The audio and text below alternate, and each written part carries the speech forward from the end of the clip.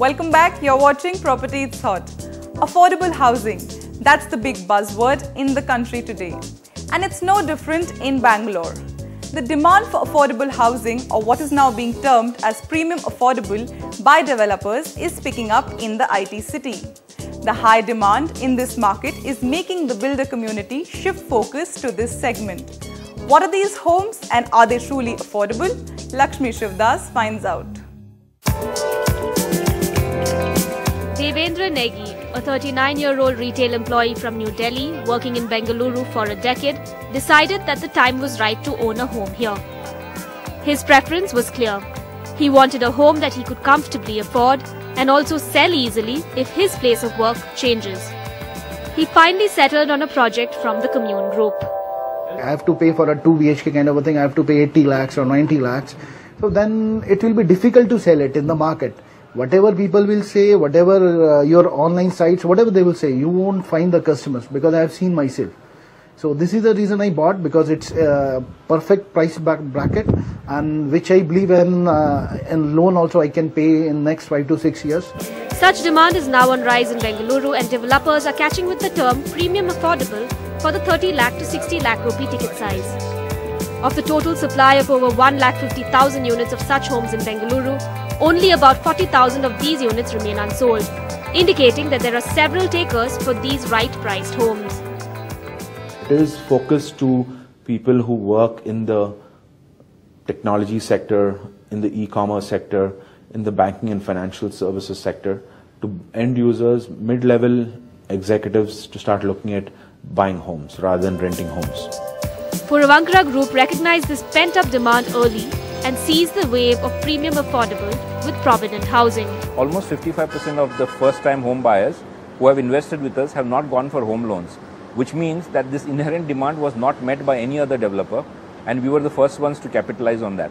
And this interesting phase has also brought us to believe that there is a lot of inherent demand from people outside of Bangalore also, who look at Bangalore as their home.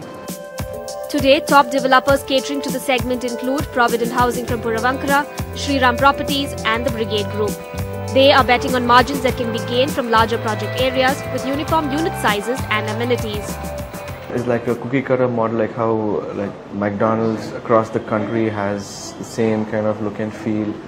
So commune will have the same amenities, the same look and feel of the project, and the sizes of the units are also going to be more or less the same. So whether it's commune Chennai, Hyderabad, Bangalore, people know that what to expect.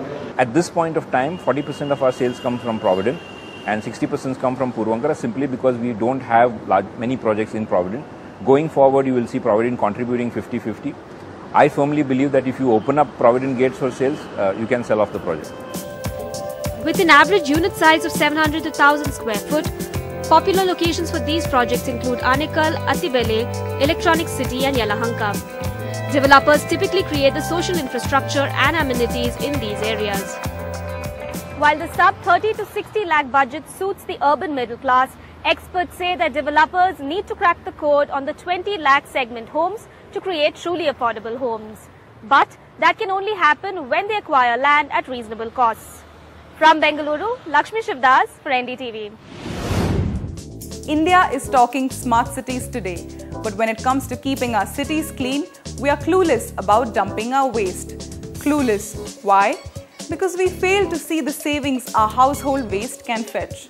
Now, private developers have adopted the treat waste at source philosophy and developed zero waste apartments and townships.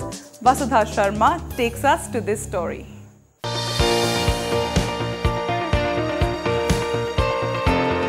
The Kamboj household in Noida's Gaur city claims to be a zero-waste home. They're doing their bit for the planet by separating their food waste from the other items they throw out.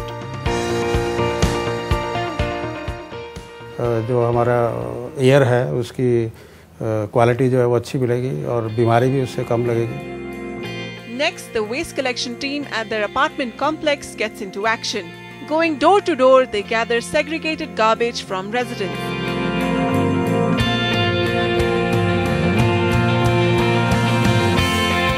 The ultimate destination is this high-tech waste disposal machine. garbage in and rich manure out in just 24 hours. It's a unique experiment whose success Gaur City is testing out with one machine first. करीबन 1 ton कूड़ा तक daily को जो है वो manicure में convert कर देती है. And investment wise is hardly जो है 7 to 10 लाख रुपीस पर 600 फ्लैट यू कैन से जो है. तो I think this is doable, not much investment. From zero garbage apartments, we are now heading into India's largest zero waste green colony, New Moti Bagh in Delhi. Be it garbage, dirty water, kitchen waste, plastics or garden waste, everything is recycled and reused inside this township.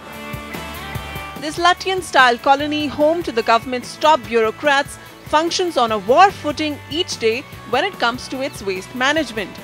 Wastewater from each household is treated at this plant, literally without a stink, and then used to maintain the greenery. Household waste is segregated and then turned into manure. So neither wastewater nor solid waste. There is no discharge from this colony into the municipal system.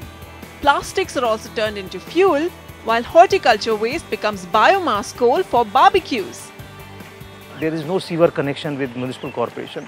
It means that we are not paying any sewer charges to NDMC or MCD. Because they charge, for every sewer connection.